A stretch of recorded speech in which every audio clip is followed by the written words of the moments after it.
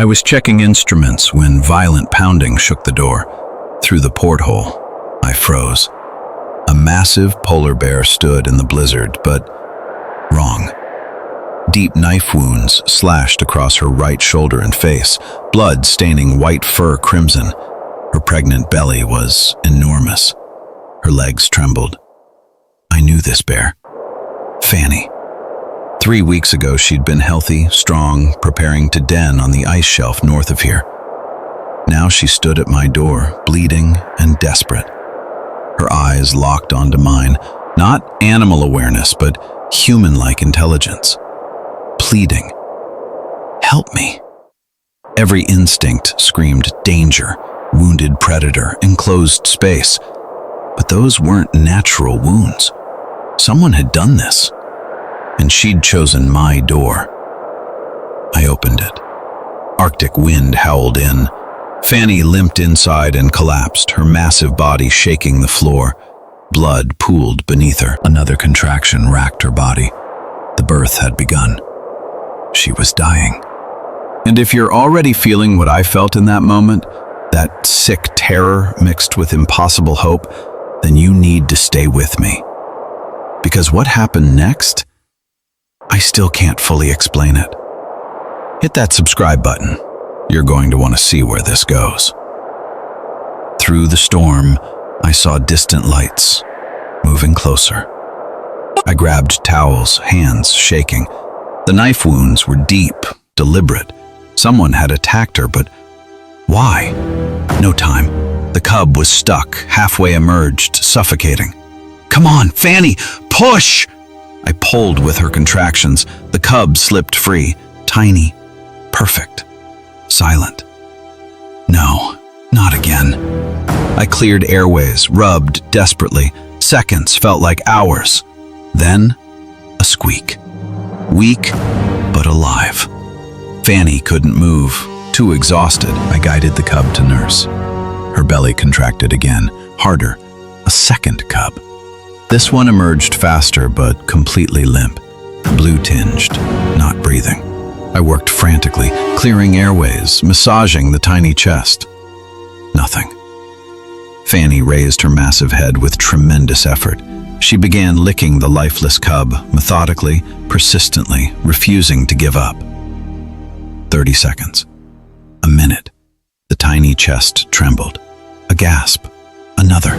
The cub was breathing. Both cubs nursing now. Both alive.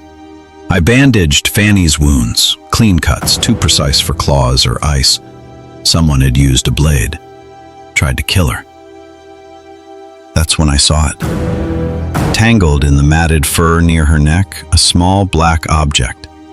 I carefully extracted it. A micro SD card. Waterproof case, still intact. Someone had hidden this on her. Or she'd deliberately carried it here. Outside, the lights grew closer. 2 snowmobiles, voices cutting through wind. They'd followed her trail. And they wanted this card back. I locked the outer door and inserted the card into my laptop. Video footage loaded, night vision, dated 3 weeks ago. The camera shows Arctic coastline, 2 men in dark tactical gear unloading black barrels from a boat. No markings, no permits, illegal dumping, toxic waste. The camera angle shifts. It's mounted on something, moving. I realize with shock, this is mounted on Fanny's tracking collar. She's filming them. The men are methodical, efficient. They don't notice the bear watching from the rocks. Then one turns, sees her. His hand goes to his belt, a knife.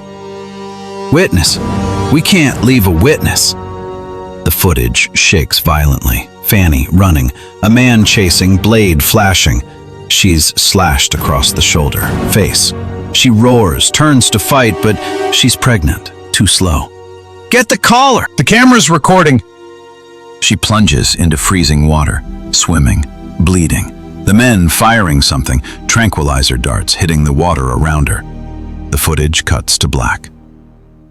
I stared at the screen, blood running cold. Fanny had witnessed a crime. They'd tried to kill her for it. She'd escaped into the ocean, pregnant, wounded, with this evidence hidden in her fur.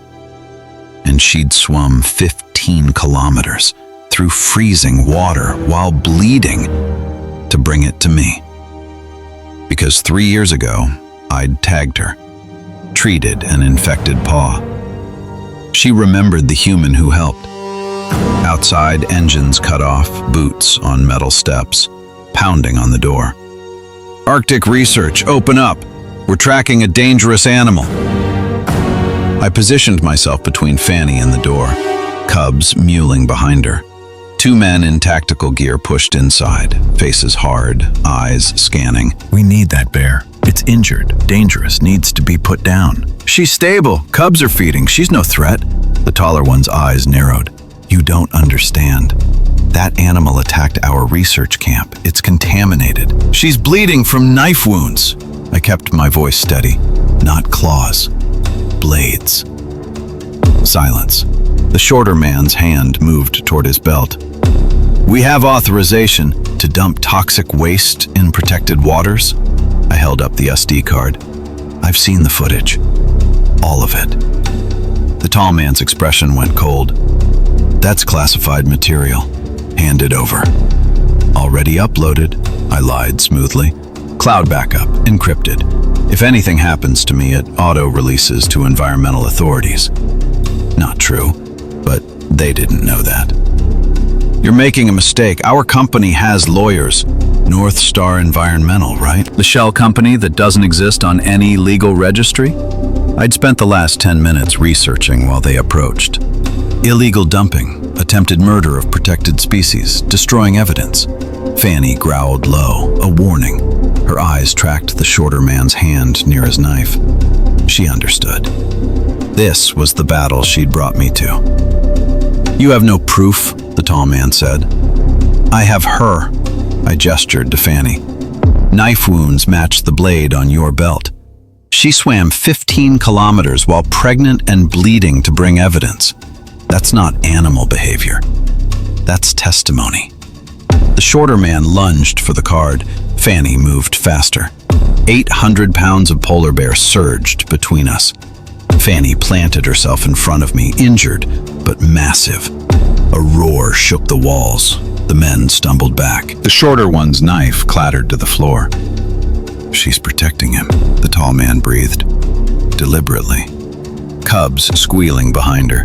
Fanny didn't turn, didn't break eye contact with the threat. I grabbed my radio. "This is Arctic Station 7, emergency broadcast, Mayday. 2 armed intruders." The tall man knocked it from my hand. "Shut up. We can make a deal. Money. Enough to retire. Just give us the card and forget you saw anything. People will die from your contamination. People die every day. This bear? It's just an animal. Who cares?" Fanny's growl deepened, as if she understood. "She cares," I said quietly. "She swam through hell to warn me, risked her cubs. She's not just an animal anymore." I made my choice. I sent the email. Real upload this time. To every environmental agency, media outlet, legal authority I could find. Sent. 20 minutes until it propagates. You can kill me, but you can't stop it. The tall man's radio crackled. "Boss, we have a problem. Coast Guard inbound. Someone reported our boat." His face went pale. Through the window, helicopter searchlights cutting through the storm. "Authorities in 3 minutes," I said. "Your choice. Run, or explain why you're threatening a researcher and an injured bear." They ran. Coast Guard medics stabilized Fanny within the hour. Veterinary team arrived by morning. The cubs, healthy, strong, perfect.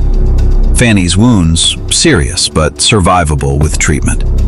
The SD card footage went viral within 24 hours. "Polar bear witness exposes Arctic crime," dominated headlines. North Star Environmental's executives arrested. Charges: illegal dumping, destruction of protected habitat, attempted murder of endangered species, assault on federal researcher. The evidence was overwhelming. Fanny's collar footage showed everything. But the trial brought something unexpected. Legal precedent. Could animal behavior constitute testimony? I testified for 3 hours, showed the footage, explained Fanny's choices, seeking human help, protecting me, her deliberate actions. This wasn't instinct, I argued. This was intelligence. Decision-making. She witnessed a crime and reported it the only way she could. The judge listened. Deliberated. Landmark ruling. Animal behavioral evidence admissible in environmental crimes where intent can be demonstrated. North Star executives, 12 years, $1.8 billion in fines. Mandatory cleanup. 4 months later, I stood at the southern bay with the veterinary team. Fanny emerged from the transport crate, healed, strong, surgical scars fading. Cubs tumbled out behind her. Nearly grown now, healthy. Protected bay, clean water, stable ice. Fanny surveyed her new territory, then turned, looked directly at me. Not gratitude, understanding, recognition.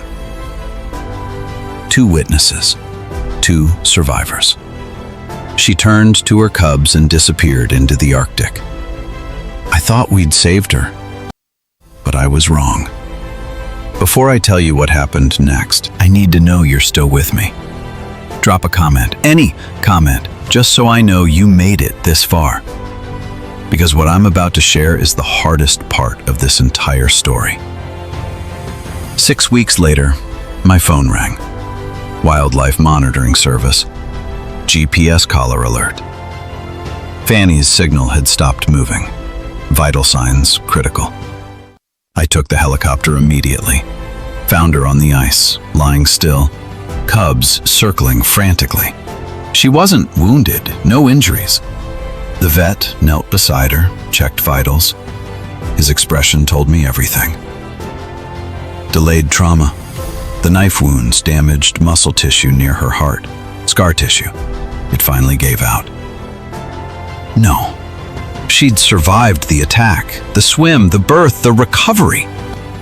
But the damage was done. Her body couldn't sustain it. Fanny's eyes opened slightly. Saw me. Saw her cubs. The vet injected something. For the pain. It's all we can do. I knelt beside her massive head. Her breathing slowed. You did it, Fanny, I whispered. They're in prison. The dumping stopped. Because of you. Her eye focused on mine. One last time. Then closed. The cubs nudged her, confused, desperate. She was gone. The hero who'd swum through hell, who'd trusted a human, who'd changed the law. Dead at 4 years old. From wounds that should never have happened. If you're crying right now, I was too. I still am some days. But here's what I learned standing over her body on that ice. Grief is worthless unless it becomes action. So here's what I'm asking. Share this video. Not for me, for Fanny. Because her story is still changing laws, still protecting bears, still saving lives. And every single person who watches this becomes part of her legacy. The comments are open below. Tell me, have you ever witnessed something that changed how you see the world? I want to hear your story. I stayed with her cubs until the rescue team arrived. They'd survive, be relocated to protected territory, but Fanny was gone. 1 year later, International Environmental Summit. Fanny's story had changed everything. New laws, animal testimony admissible, wildlife crimes prosecuted as seriously as human assault, Arctic dumping, criminal charges, no exceptions. The Fanny Protocol, named after her. I was invited to speak, showed the footage, told her story. Standing ovation. tears in the audience. But I felt hollow. She should be alive, raising her cubs, swimming in clean water. Instead, she was a martyr. After the summit, I returned to the bay where we'd released her. Her cubs, now juveniles, thriving, strong, healthy. They didn't remember me. Didn't need to. I placed a marker. Fanny, witness, mother, hero. My phone buzzed. New GPS alert. Different location, different company. Same illegal dumping pattern. Another cover-up beginning. I stared at the Arctic horizon. Fanny had warned one person, saved her cubs, changed the law. But the fight wasn't over. It was just beginning. I opened my laptop, started documenting. This time, I wasn't waiting for permission. This time, I was ready. For Fanny. For every bear whose home is melting. For the Arctic she died protecting. The witness was gone, but her testimony lived on. Fanny fought with everything she had. She swam through hell. She brought me the truth. She changed the law. She died protecting a world that barely knew her name. But you know her name now. And that means you're part of her story. So here's my ask. Subscribe to this channel if you believe stories like Fanny's deserve to be told. Share this video with one person who needs to see it. And in the comments, tell me, what will you fight for? Because the Arctic is still fighting. The bears are still fighting. And if you made it this far, I think you're ready to fight too. I'll see you in the next story. And thank you for caring enough to watch until the end.